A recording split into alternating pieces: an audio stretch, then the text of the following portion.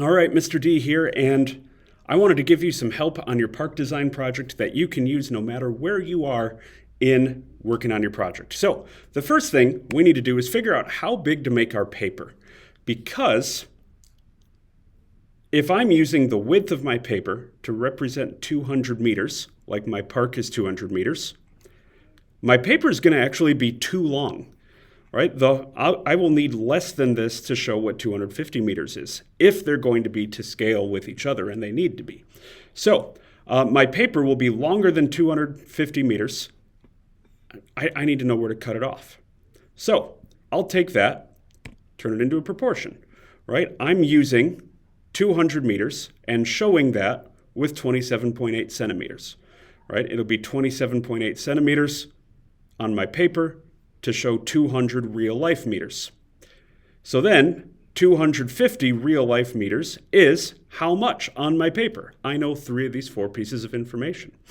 And I know I can multiply diagonally, take that answer and divide across, and that gives me 34.75 centimeters. So the amount of my paper that I will use is 34.75 centimeters, or roughly that much. And you can measure it out on your thing. That's the only measurement I'm giving you here. So, but you can measure that out on your paper. But now I need to know, how big do I make an object on my paper? So I want you to imagine I'm making a pool right there. In real life, I'm making it 4,000 meters by 50 meters. 4,000 meters? Wow. 40 meters by 50 meters. That's how big I'm making it in real life. If I went to the park, that's the pool I would see. How big do I need to draw that on my paper? All right. Well, for it to be to scale, I can't just draw a pool and label it. So for it to be to scale, let's think about what is equal to each other. Well, I have the length of my park equal to the length of my paper.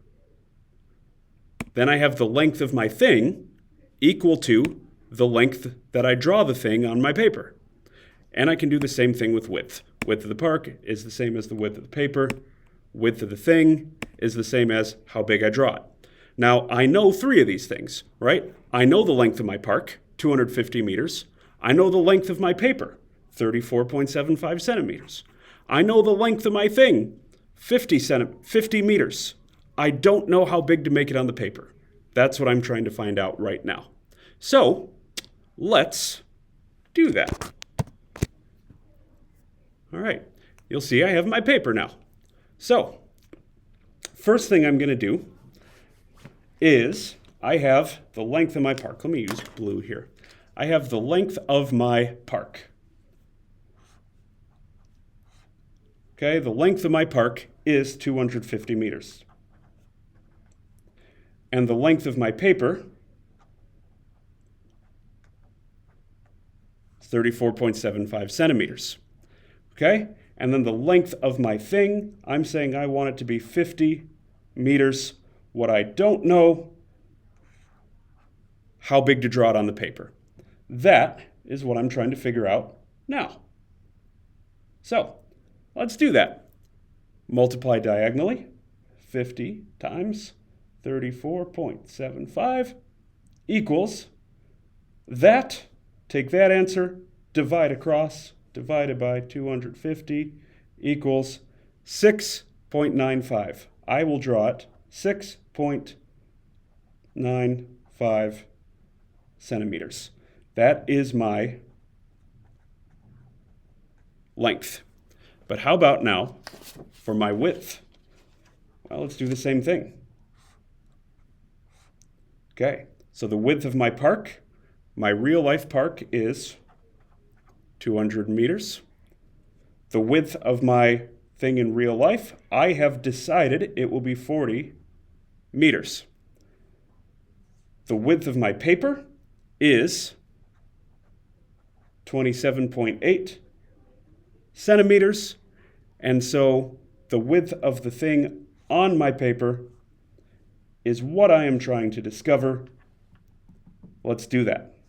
Multiply diagonally. 40 times 27.8 equals, divide across, divided by 200. I get 5.56 centimeters. And so, on my paper then, wherever I want to put my object, let's say I just want to put it here in the middle. Wherever I want to put my object, let me turn my screen there. Okay, it's going to be 6.95. So I'm going to I'm just going to go to 6.9. Okay, actually 7 would be rounded up to the nearest tenth.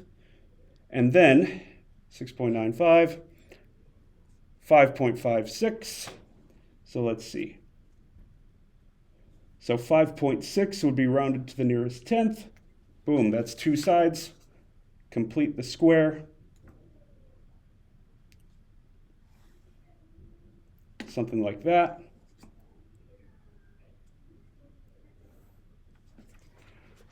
I draw it the correct size, and then I can label it pool.